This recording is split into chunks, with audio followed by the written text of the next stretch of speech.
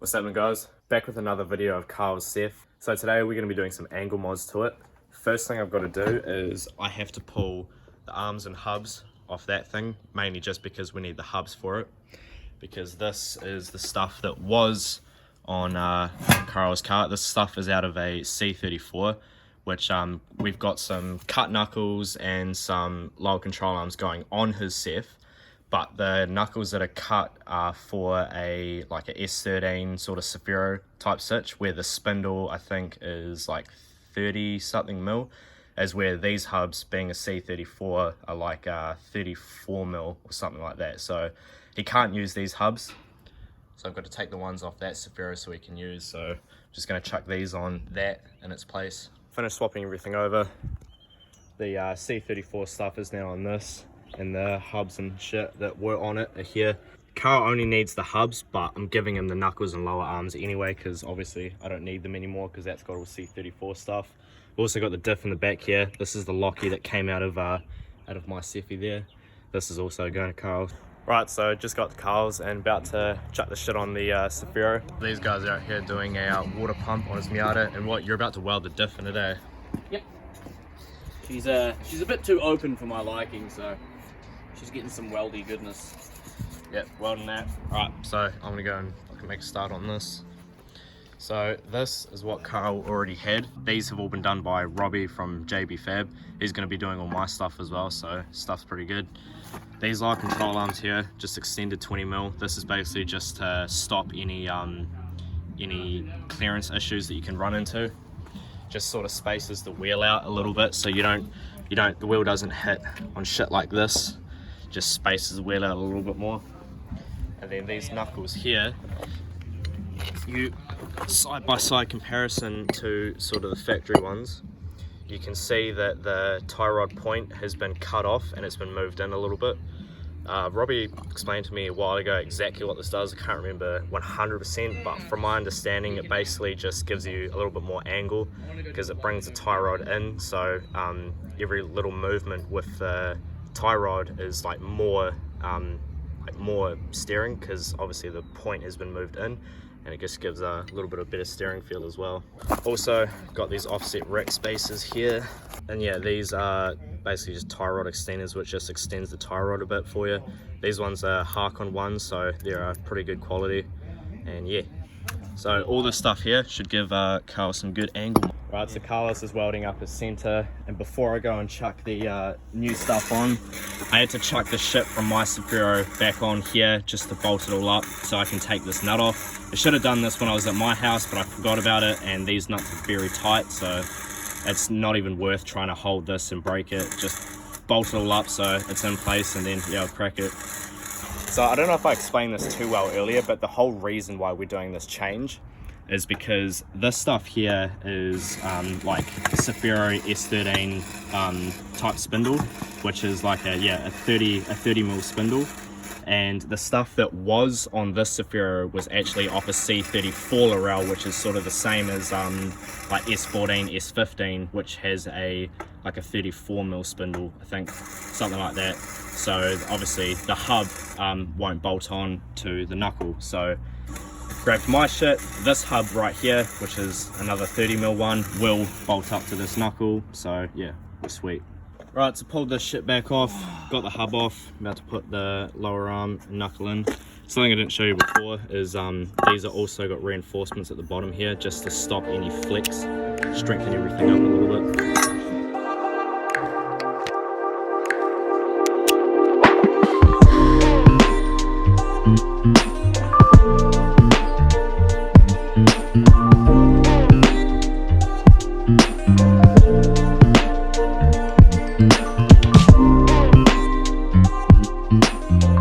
So a little update, I've pretty much done both sides now. I've got the extended lower arms in, cut knuckles, tie rods in, and caster rods all tightened up. So yeah, everything's pretty much good to go.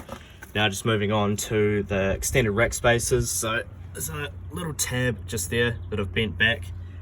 Can't use it anyway because it doesn't fit over the rack extender, so it doesn't matter if I've fucked it.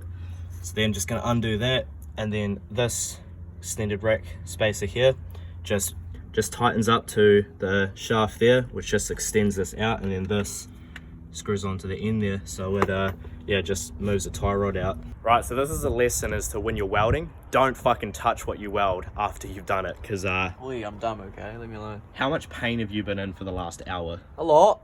I can't take my fingers out of anything cold for more than 5 seconds. Yeah, that get a little close up of the grossness. Yeah. Yeah, I made that mistake a while ago when I was welding for the first time. Touched the metal after I'd finished welding, and it fucking hurts. It's so hot. Now, I didn't just touch the metal, I grabbed it for a good 15 seconds before I realised, so I've cooked all the way through. Well, another thing that we're doing on this is because I brought over this diff, stock diff for Carl, because the one that's in that, the axle stub on this side, these are sort of like bent, so you can't really get the bolts in. So you can jack that up and take the stub out of that diff and just use the stub from this one, throw it in there.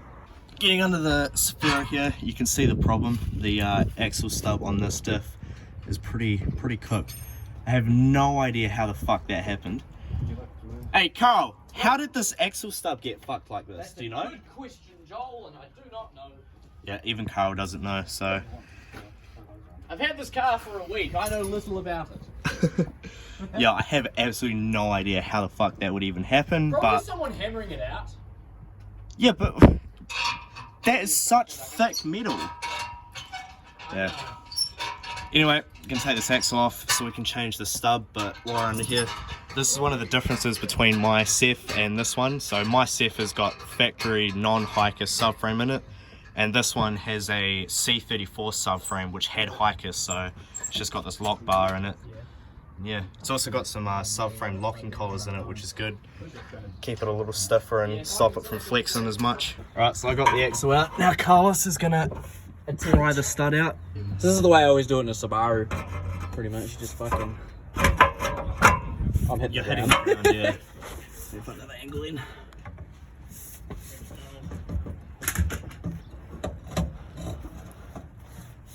Fucking this ends, man.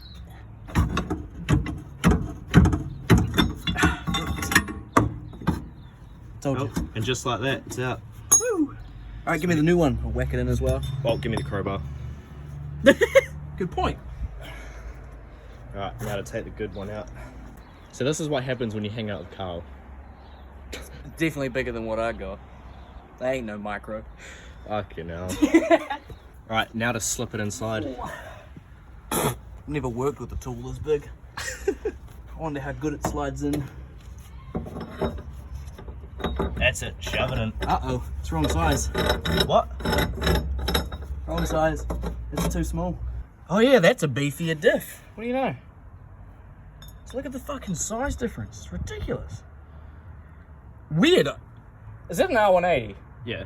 That's an R200. Oh, well that's why. I thought you meant to give me an R200, dude. No, that's the one that I said it was an open diff. Ah. I didn't say, yeah. I guess I should have said R200. Yeah. Do you have any R200s? Yes. LSDs though. Shit. Shit. Oh well, I'm gonna heat this up and bend it back into shape. See if I can use it for now. Alright, cool. That means I get to keep my Lockie then. You do. Alright, change of plan. I don't only get to keep my Lockie now, so we're just going to put this diff in there. Alright, so before we chuck that diff in, this had a small leak just around the bottom here. So it's on this side of the gasket, which is good. So I'm going to leave the gasket on here and just put some RTV all the way around it. Cleaned it up the best I can, so well, hopefully it fixes it. What a mish doing this diff has turned out to be. So the other diff that was in here, the R200 one, uses like, this is a complete different setup. So the bolt that was on that was way too long. So I had to quick mish to my house. Luckily I had 2 shorter bolts to go in place of the other one.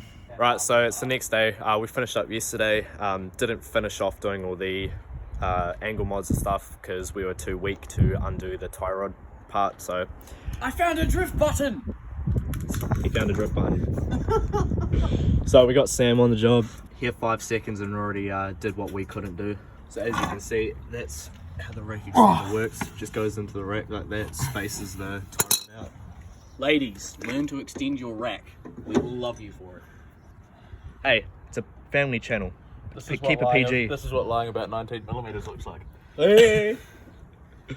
Somehow you understand millimeters, but yet we still can't understand what 4 inches is. And that's why women feel lied to. You lied to me. You said it was 4 inches. This is 4 millimeters. Mate, you're gonna get my channel demonetized in a second. That sounds like a you problem. It is up to you to edit out my quirkiness. Hey, do you like my new shoes? You're a chair, honey. I can dream, Harold. Hey man, check out my new dog. None of this is getting edited out. Okay. Hey, look, a puppy. He's got a knife. No, I don't. No, I don't. There's something on your face.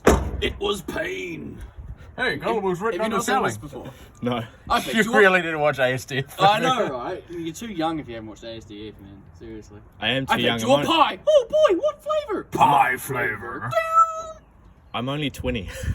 You should still have seen I it. watched this shit when I was like 18. I watched so you this would have shit been when I was like 4. 8. Like, this is like original internet days. Oh wow. Okay, that was a bad idea. What, shitting your pants? That too, but when you got a hair on your tongue, so you try to get it out, but you got so much grease on your fingers.